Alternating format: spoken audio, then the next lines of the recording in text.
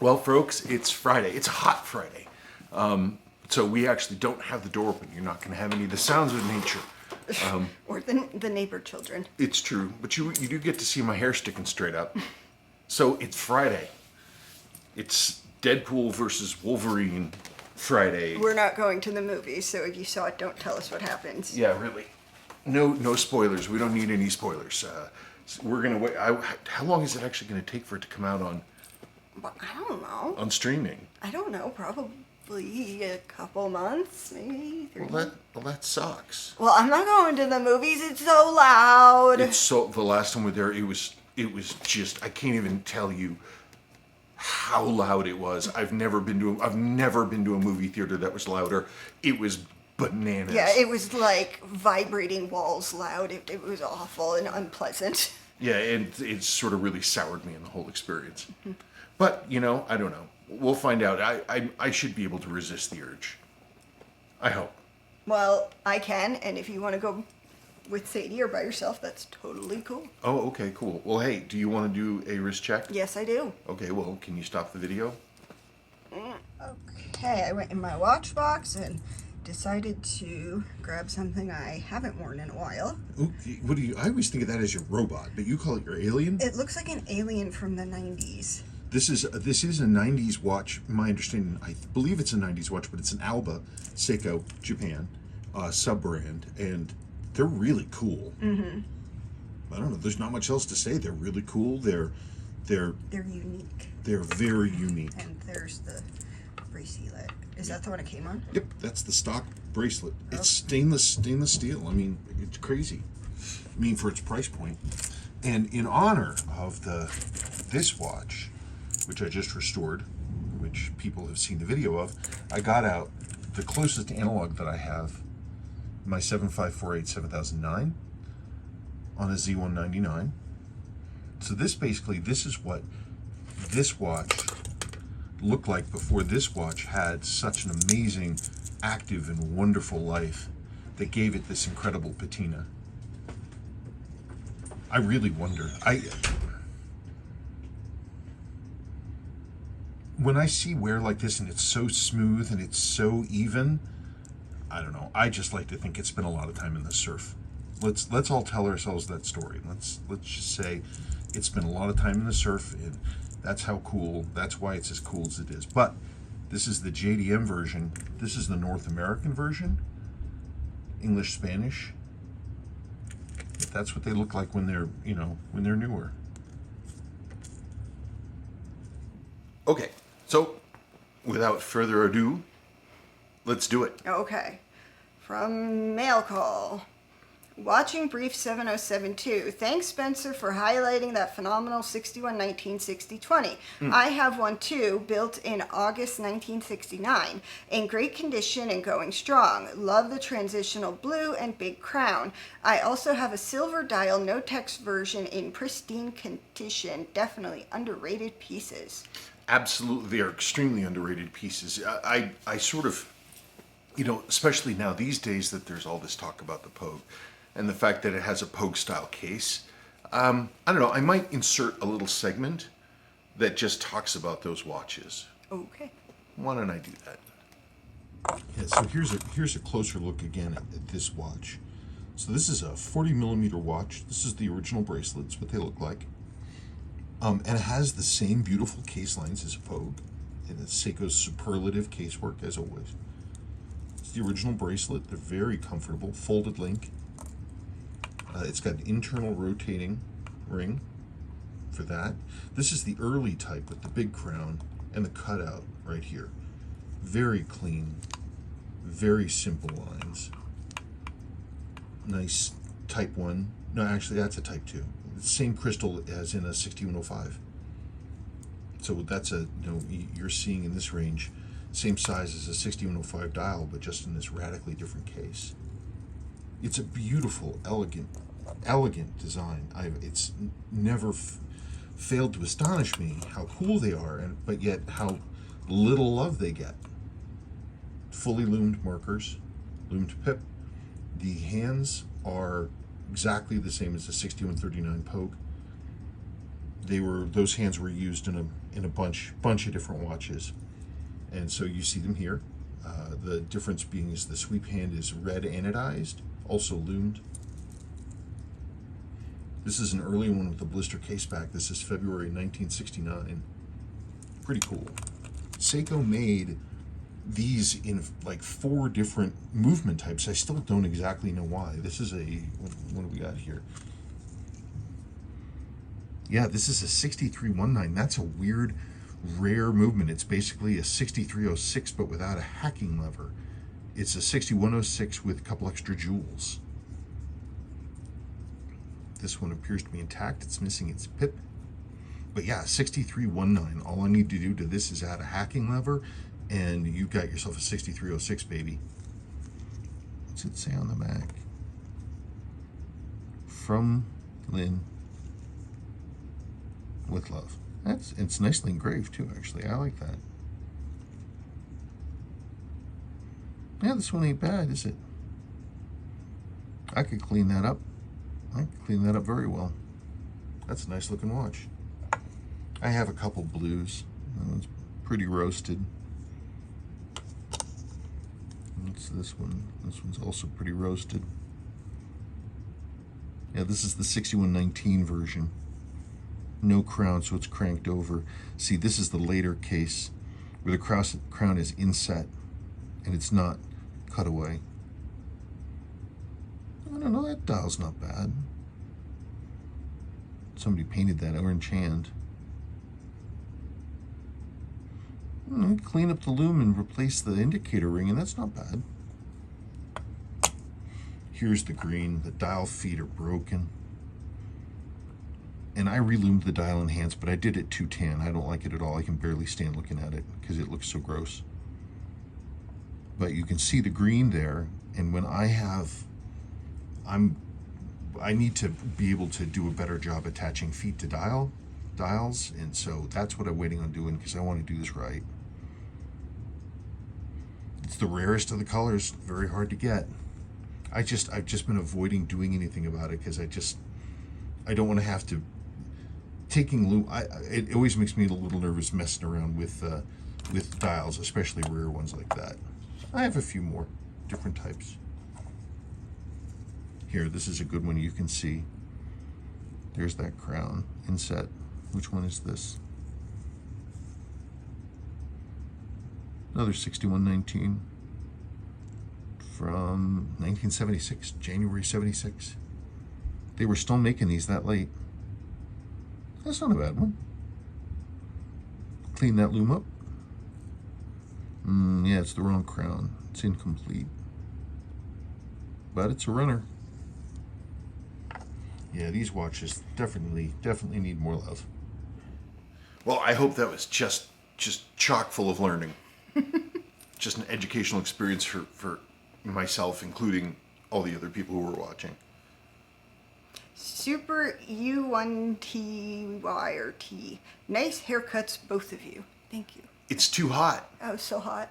Man, it's too hot. Can't take it. My hair's already getting too hot, and I can't even imagine what it was like. It's like I can't believe I don't have this giant thing here making me even hotter. And I went to a barber rather than a hair salon, and it was over so fast. It was amazing. Yeah.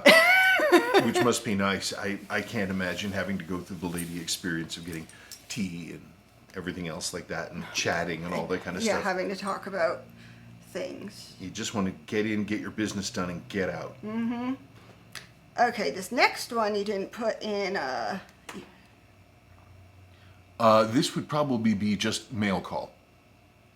No, I mean you didn't say who it's from. Oh, well, so... Is it from Instagram? Oh, no, that was an email. Oh, okay. And the gentleman's name is down there at the bottom. Greg K. Greg K sent us an email. Hello, Spencer. I have a question related to a Pogue that I purchased without a case back. I plan on keeping it and am not concerned about the back matching. I just want something that will fit and not hinder the rotor. I'm wondering if you know of any other model case backs that will fit. It looks like the 6119, 6319s, might have the same shape. The 6309s are definitely not shaped correctly. Additionally, is this the best email for mail calls, or do folks just comment directly through YouTube? Those casebacks, they all swap back and forth, actually, for the most part. Like, for example, a 6309 will fit right into a 6105 case, no problem. They transfer one to the other. They may look slightly different on the outside. Some of the 6309 casebacks are machined. There are a few, I mean, there's so many different models, but generally Seiko stuck to one of two caseback sizes. The other caseback size is the same one as like 6138 bullheads. They have a big caseback, ditto for the UFOs. Yachtmans is what what they've been called for a really long time, and those are bigger, and those won't go on. But generally, all the other ones will swap straight across. True Blue Miata. Hi Sabrina and Spencer. I too love your 6119. Regarding the 7828-7040, people on the lookout for one should be aware of the 7828-7049. I have the latter, which appears identical to the 7040. I've had mine since 1985 and wore it daily for 30 years. I was thinking about replacing it with a fossil when a coworker said that watch had some significance. I researched it, kept it, and started down the path of Seikoology. When you mentioned the ashtray, I thought of another Seiko with an ashtray look, the 6119-8040. Mine is a beautiful proof from August 1974. I recall that you did a review on one you got in for service. I think this is the first 70-meter sport diver, arguably only since it has a fixed non-numeric bezel. Yeah, that one. It's the first. Firstly, the first sport diver he's talking about. It has a bezel with sort of the cardinal points impressed into it, but it's not a rotating bezel and it's not marked. The last one I got in here, it was the guy's father's who bought it in Vietnam, and he had pictures of his dad wearing the watch in Vietnam. So it is the first of the sport divers. Very cool. Let me see. What's this thing? There is a difference. Talking now about 7828 7040s versus 49s. There is a difference. It's subtle. It's just the dial text. The 49 has chronograph is in script. The speed timer just says chronograph in block letters. There's, I think, some additional text on there as well on the non-JDM version. I thought that the only difference was one was in North America. Well, you have JDM and then you have World. That's basically the way that this works here. Whenever they send to go World, like that's how they did the 6309s and the 7548s. They had 7000s, which would be generally JDM, and then they had 9, which was everything else, or they had C or F, or I'm getting into the weeds there. But in terms of numbers, that's the way that their naming conventions went, and they used that with the 7828, 7040s, and 7049s too.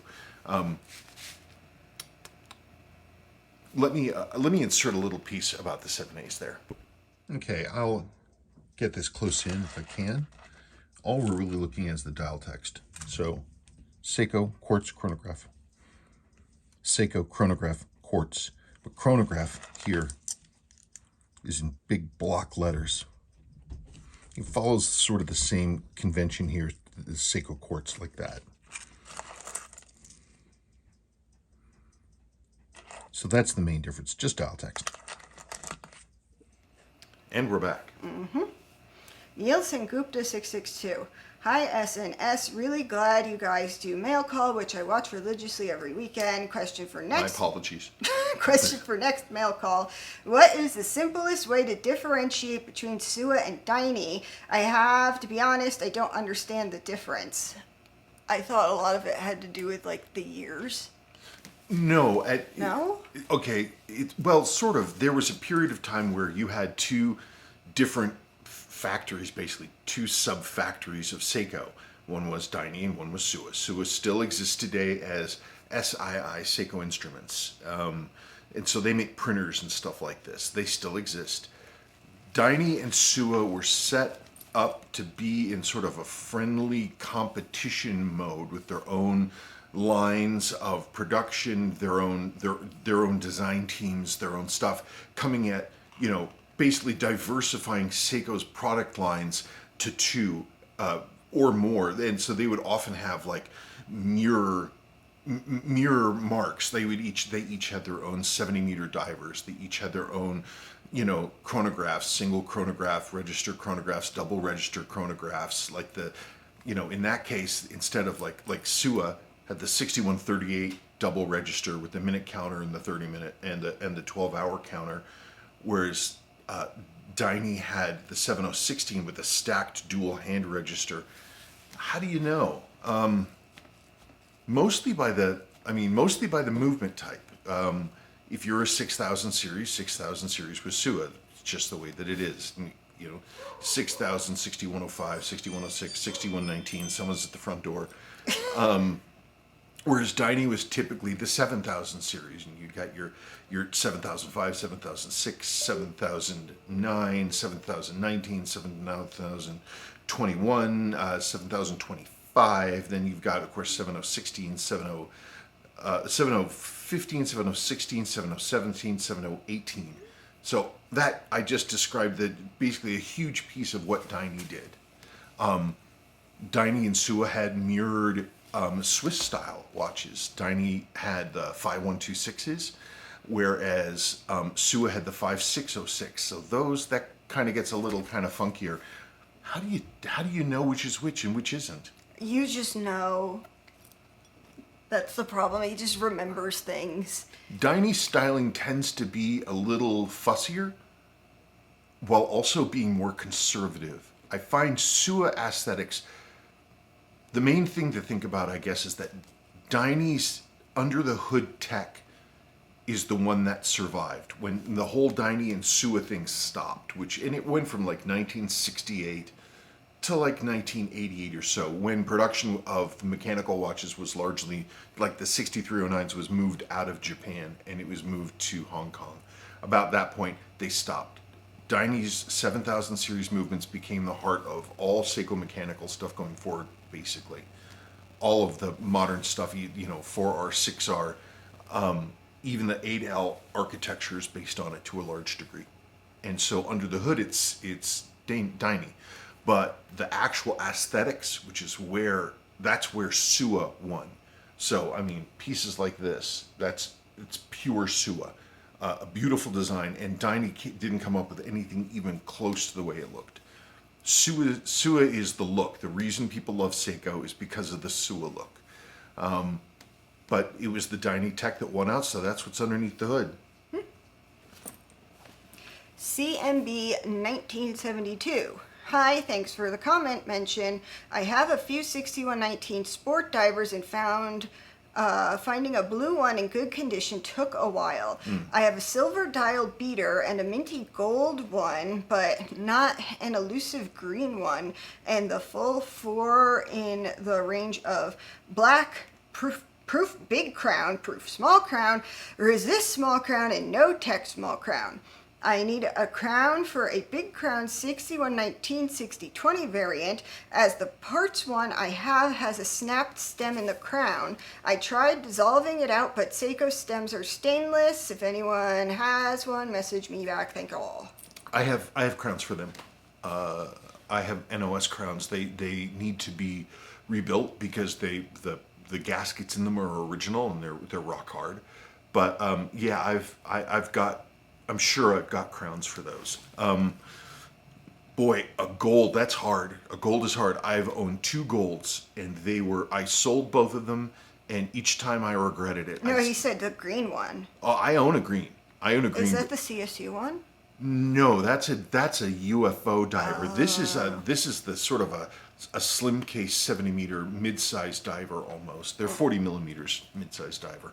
It's the same width as a Submariner. What was I saying? You were talking about the gold ones. Oh man, I've owned 2 and I sold 2. The gold ones are hard to find. The silver ones are hard to find. I have a lot of blacks, as you all saw in the video earlier. In this video that I will be making after this video, follow the logic on that one. I have a lot of the blacks. I have a good couple 3 blues, and I have that green, that really the super rare green, but it's got its issues, and I have to go back in and correct that. I would love to have a gold again. That would be really cool. I would love to have a gold again if I could find one. That'd be awesome. So if somebody wants a blue and they've got a gold, let me know. Saved from the garbage, 7548. Who was throwing this away? He didn't actually, he wasn't real clear with that on me. He just told the basic story. He probably, this is my guess, I knew he was going to Japan. I believe this is correct. He was going to Japan and he was going to stop in watch shops. Maybe somebody was like, hey, we're not even going to keep this thing. But I don't honestly remember. Okay. Joshua Briggs 7114.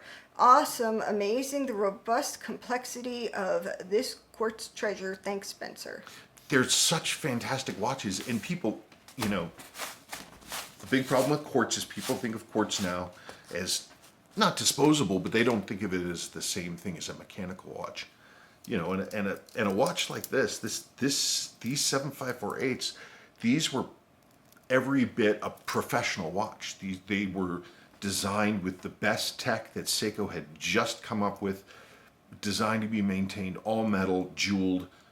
I mean, there's quartz and then there's quartz. These things are pro dive watches, meant to be used, meant to have a hard working life and to survive it, and with care be able to be used over and over and over again. Just fantastic, incredible quality. It's the usual thing. If you know, you know. If you don't, you don't. Leo Crespi. It looks amazing. Best ghost bezel ever. Beautiful. Yeah, it has it does look really nice. I think because it's the wear is so even. It normally when these ghosts, I've come to the belief, by the way, that all of these inserts are blue at some level. It's just you get sufficiently blue enough.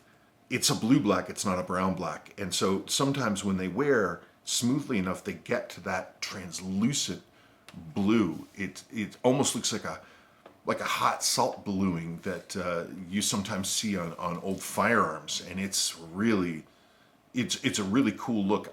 I was looking at it and I just imagined that kind of smooth wear. I just imagined that it would just be constant exposure to sand and water, and hopefully that's true because it seems like a good story for a watch. Aaron Costello 8812. LOL, I have an 81700B in very similar unrestored condition that is my beater watch. Not saved from the trash, but it only cost $27. New battery, new gaskets, used bracelet, keeps better time than most of my new watches. Well, yeah, I mean, the tech is so good, and it's so solid. No, they're built so solid. The only thing they really fall down on is the jewel for the center wheel port, and that can be jeweled. It's a pain. It's You have to have the right tools. You have to have the right, oh no, but it's like the metal right there. It's just, you have to have nitpicking concentration to get that one right, because there's no real margin for screwing up. There just isn't, because if you get the hole even ever so slightly too big, then that's the end of it. Then you have to start worrying about trying to, it's some nitpicking concentration to get that job done right. Super Cruise.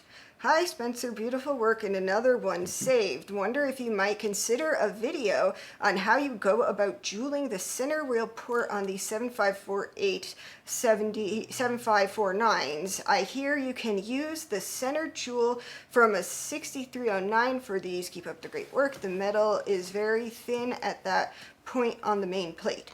Yeah, it's, great timing on this question, considering I was just talking about it. Boy, the metal there is extremely, extremely thin. It's some of the thinnest metal on that main plate. And it's easy to jack that thing up. I don't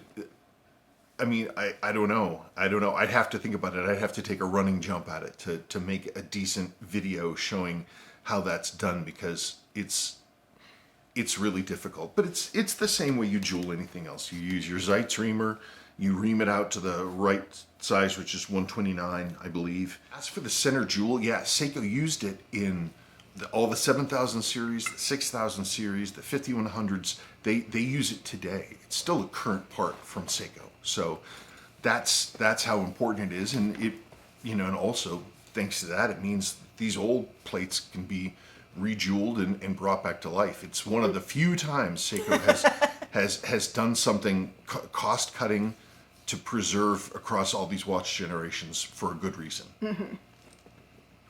CMB 1972. I liked the way you picked up the hand using the tweezers on the inside of the tube at 1129. Oh, thank you. Skills learnt through repetition are so cool to see in action. Lovely job, Spencer. Question, when using the white-handled no-touch hand removers, I find it very harsh to the point I panic thinking I will crush the hand as it takes some effort to remove them. Any advice on best use would be much appreciated. Well, most of the force when you're talking about the hand removers that got the white top and it has the two bands and then the straight thing, and so you squish it like so. Yes, most of the force is going downwards. It really is. You're not really pushing in as much as you're pushing down. And when you're pushing down and it is pushing in, it's pushing against the hour wheel and the cannon pinion, and those are relatively robust, certainly stronger than the hand. So they're going to hold that hand. They're going to stop the hand from distorting. I don't think I've ever damaged a hand taking it off with those where there wasn't something else already completely wrong with the hand first. What, like they're misaligned or something? No, like the hands are damaged or they were rusted in place or they were taken off and put on the wrong way or something like that. It had to be, if they were stock, it was typically, it was fine. Just make sure you use your protective film on top of your dial so that you're not actually really touching the hands or the dial at all. The E mark or the mark, I don't know which. Such a nice watch. When are we going to get the actual assembly of it? Oh, I don't. It's a good question, and I understand why people would want to see that. And I used to years ago. If you look at my older videos, I do have assembly videos where I'm doing the work and you can see me putting stuff back together. I don't do that anymore. During reassembly, I really want to focus on the customer's watch. I want to give it my full attention. I don't want to try to, deal with the camera and the movement at the same time. So, because they're the ones paying me for this and they want to, they rightfully expect to get first treatment when I'm going through my stuff. Well, also when you're not worrying about the video too much, you can finish. That's true. Yes. Pharaoh Man 007. Was this a precursor to the Seiko 5 with the exception of the quartz movement? I'm not sure which Seiko 5 you mean. Seiko 5 is kind of this weird big umbrella term. It started in 1968 and it's being used up to today.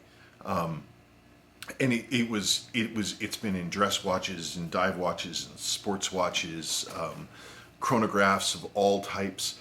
The umbrella is, I just looked it up today to make sure that I knew what it was. Automatic winding, water resistance, day date, crown at 4, and a durable case. Those are the Seiko 5 things. So I had no idea that's why they called it Seiko 5. Yeah, it has to have those 5 qualities. Oh, okay. Well, though, but they're betraying themselves, aren't they? Because the new Seiko 5 diver line has crown at 345. Oh no. Yeah, I know. What are you going to do? Boy, if I wasn't here to catch them up, what else would they try to be getting away with? WNG Image and Design 9546. I have a 76, 77 Seiko SQ100, an 83 Seiko SQ100, and 2 Pulsars, a world timer, and a chrono. Been unpowered for decades, stored in a drawer in a dry environment. I tried to recently replace the batteries in the latter 3 watches, but they don't run correctly.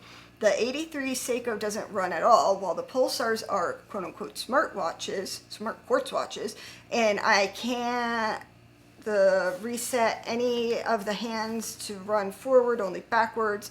Hands don't move forward for any of their functions. Are these watches shot, or can it be the quality of my replacement batteries off of Amazon? Dude, I got Amazon brand basic freaking batteries, and they it melted our table. It did. It's true, actually. They came with electrolytes leaking out of them. Yeah, so if you got those, I would remove them. Anyway, I would hate to throw these away as they have sentimental value. The 7677 Seiko SQ100 is a Royal Oak style sport model and was my very first real watch at 13. Survived to be with me to this day. The latter three were gifts from my girlfriends. Okay, well, you say things like SQ100. What if you look on the back, you'll see it's the casing movement number. So it's going to be something like on your Royal Oak one, it's going to be like 8123 9000 or something else like that. I don't know what yours is. That'll tell us a lot more about which model Seiko SQ100 you've got. Because that's really key to knowing, what kind of quality we're talking about. And I mean, they're watches. You're getting to work on the smartwatches. I don't know anything about that. I would look online for their manuals and see if there's a way to program them. Now, when you replace the battery, a lot of times on a more complex modern watch, it's going to have a little thing on the movement on the back, and it says AC, and you're supposed to touch that and the positive side of the battery, and it tells the CMOS of the watch, okay, everything's cool. I'm done fooling around in here. So that's one thing that you definitely need to do. But I would look up the manual because I don't know anything about those, and I'd be lying if I said I did. But on the other ones, you can put in the comments below which SQ models you've got. And oh, let me look at the rest of this thing to make sure I didn't move anything else. Yeah, you don't need to throw anything away. Smartwatches, 83 SQ100. I wonder what it is. Unpowered for decades. Yeah, you're going to have to get the manuals and see if you can get them to be reprogrammed. Get better batteries. And get better batteries. I use Energizer for everything. You just get Energizer ones. And I don't buy them off of Amazon. I get them in sticks get them in strips from the watch supply houses. The overdue review, Rdunae 6105 homage. I get to say it. Homage. Now, I get to quote Q. You do? From TNG. It was before the beard. Before the beard, it's true. This is that's how old this video was, as I didn't have a beard. How long have I had my beard? A few years now. I think it's more than a few years. I don't know. I like it. I know you like it, but I think it's a lot more than just a few years. I think the time's been getting away from us. COVID. Yeah, you didn't shave for like 3 days, and you wanted to see what my reaction was, and my reaction was, "Hey." Yeah, I think it was COVID. I do. Okay. Monad Mercedes 8246. I just pre-ordered one with improved bezel dots and clear AR. Hopefully it will run good. I'm excited about this because I have one on the way too. So I've been talking with them over there at Rdunae. I've actually been talking with them about their watches and about their crystals and their AR stuff and what they're doing, and they're sending me out a sample of the new 6105 Willard homage that they've got coming, and they're sending me their new colorless AR coated crystal, and the watch itself is coming with an uncoated crystal. So we're going to be able to look at that. I haven't decided yet if I'm going to swap the crystals and see how they look differently, because ARs is sometimes fun to play with when you're trying to place a crystal. You just got to be careful. It's a deposited surface, and so you got to be very, very, very careful with it. But that stuff is coming, and when it comes here, I will do a review video, and it'll be fine. CMB 1972. Off topic, but check out this Lorus with a Pogue case model Lorus RL447B X9. We filmed a portion thing about this. This is the Lorus RL447BX9. Look at that. They did a really good job. They did a really good job on that. You want to make it look referential, you know, like at a glance it's got that feeling. Boy, they sure did it. That's nuts. That's the only picture they've got of it. 43 millimeters. Is that how big the Pogue is? I'll have to measure it up, but I don't think it's far off of that. I really don't. Look, and they did it the silver dial style. It looks so naked with And look at that. having chrono stuff on it. I know, it's crazy, but it's a it's also it's an automatic. I wonder what the movement's in. It's got to be a Miyota. Look at the 4 different colors. Look, they even got that. They've got sort of a sport diver one going on too. Wait, what am I looking at here? That's the silver dial. Yeah, they're all using the hands are this sport diver type. I kind of like the black one. You do? Yeah. I don't know. This is pretty nuts. It's pretty nuts that these companies can put out something that Seiko can't even think their way out of a bag to do. That's pretty nuts. Well, everybody's on the Seiko train.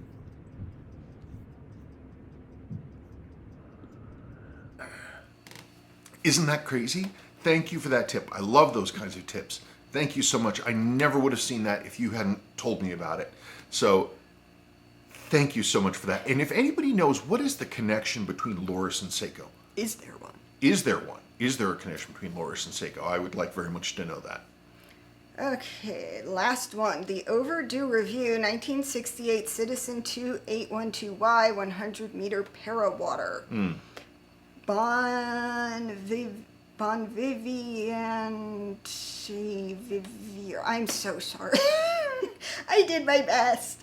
I own a black version and I love it a lot. Also like the oversized case, which was very rare in those days. On my watch, the lume plots have become creamy, which is awesome in my opinion. It's a rare watch nowadays, but remains in my collection for sure. Citizen is an underrated brand as their quality is awesome, and compared to Seiko, it certainly is not the underdog. Oh, no, not whatsoever. Citizen stuff is really good. Citizen from that period, they have their own style and their own look, and they're really cool. The problem with Citizens, there's just, you know, for as little support as there is for Seiko. I mean, my entire business model is based on the fact that Seiko has no support whatsoever. Citizen, but Seiko makes it look like Rolex, like you can get anything you possibly want compared to what you can get for Citizen, which is nothing. There's very little information out there. It's a much smaller collector base. There's a lot fewer examples out there. They're typically not in great condition. They tend to have been beaten down a lot. Citizens didn't really make it to the United States like Seiko did. It has a lot of things stacked against it in the collector game, which is too bad because that watch, it's a cool watch. And I owned one and I sold it. I wish I hadn't. It was super cool. Had this beautiful Stardust dial on it. But yeah, they're really cool. I have some vintage Citizens that are in my long-term, I swear I'm going to restore this watch pile. I have it's big. Oh, it's true. Well, I've got that one little mid-sized like skin diver one, that new Citizen we got in that batch of watches from Japan. I don't know. No, I agree with you entirely. And we just need, if you're passionate about it, start researching. Be your own best Citizen advocate. Well, I don't know. That's about it for this week. That's about it. For those of you, if anybody was waiting for Greenbean news, there is no Greenbean news. Where we're at now is next Thursday at 1:20. I have to be out at the highway patrol to have my safety test done. I've got to drive out there, and it's going to be 97 degrees Fahrenheit. And so I have to hope that my all-new cooling system is up to it. The car runs, it comes up to a temperature that's, it's probably 3/4 of the way too hot, but it sits there like a rock. It doesn't move at all. And I'm looking at the car and I'm like, should I swap the thermostat? Should I change that thermostat? That I drove Did I tell them? I didn't tell them about my drive last week, did I? No, because it was on Sunday. That was it on Saturday? It was on Sunday that I went out? I don't know, but it was after Friday. Okay, so one of my to-do action items was to drive the car. And I ran out of excuses to not drive the car on that Sunday. So I took it down off its blocks and got it started. And I went for a little drive. I drove it down to the gas station. Got gas here. I'll put that picture in.